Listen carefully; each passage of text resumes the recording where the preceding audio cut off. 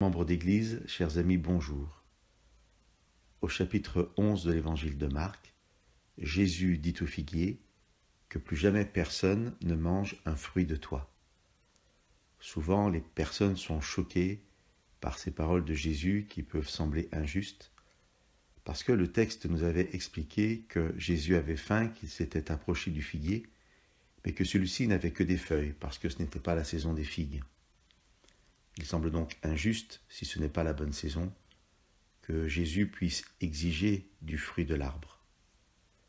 Peu de personnes sont choquées par le fait que Jésus parle à un arbre.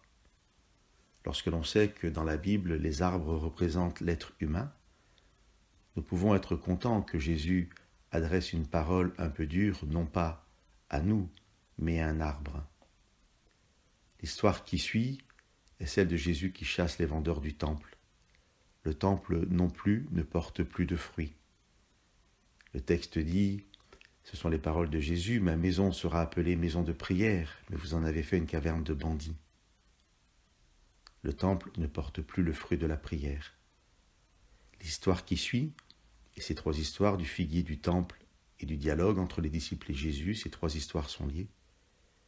L'histoire suivante, Jésus dit aux disciples que lorsqu'ils sont en prière, ils doivent absolument pardonner. Les deux premiers fruits que le disciple doit porter, c'est la prière et le pardon.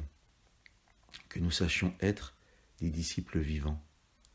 Lorsque Jésus s'approche de nous, nous ne pouvons pas lui dire « Seigneur, ce n'est pas la bonne saison, je ne peux pas porter du fruit pour toi. » Que nous puissions être des temples vivants, puisque le temple de Jérusalem n'existe plus et ne porte plus de fruits, que nous soyons des temples vivants pour Dieu, par son esprit, portant le fruit du pardon et de la prière.